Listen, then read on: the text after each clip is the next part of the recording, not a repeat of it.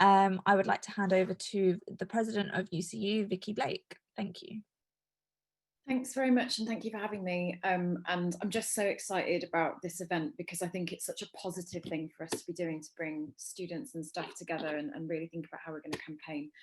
I want to start by thinking about how a few days ago, the university's Minister, Michelle Donnellan, tried to play down the number of COVID cases reported at Northumbria University. And we think those numbers are the tip of the iceberg anyway because of the problems with testing and tracing.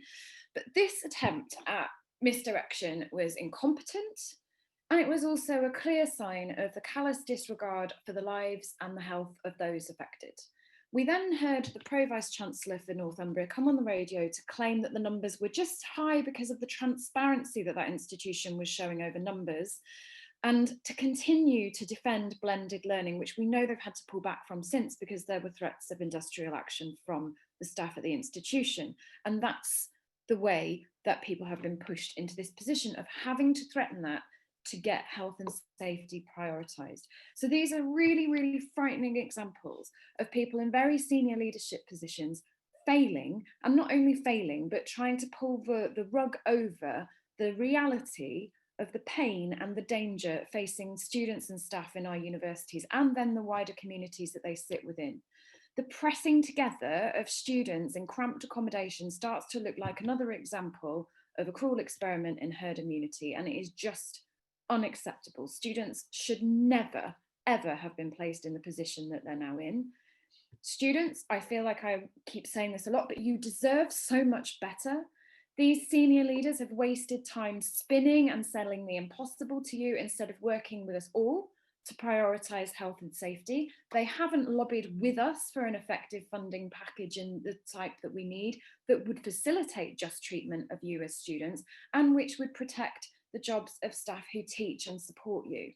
And as university staff, I want to say very clearly that we are desperate to support you as students. Staff up and down the UK are contacting me really upset that they know that you're being fobbed off with things like pot noodles and instant oats and being overcharged for it where you're locked down in student accommodation. I have friends who wish that they were allowed to cook for you and drop food off. They're really, really concerned.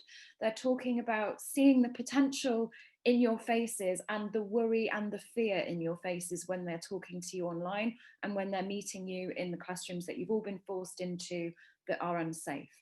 So you've got institutions with leaders who have sidelined the scientifically informed serious concerns of unions in favour of peddling this fiction that there was a possibility of a COVID secure campus and that only a slightly modified student experience was waiting for you. And they've been selling this lie based on wishful thinking rather than science, and rather than a frank assessment of health and safety. We saw warnings across the US and from Europe. We saw as early as July warnings in Time magazine. This has been ignored. We have panels of scientists who've been warning for months before it was, and now we're in a situation where there is no perfect solution because students have often moved away, have moved around, and are now locked down. But I want to say it is not students' fault what has happened. And we know that in many places, we're not even getting the testing that we need. And yet we need support for a package that allows you to be tested if you do want to return somewhere else. And if you need to stay where you are, that you're also supported properly. So I want to be really clear.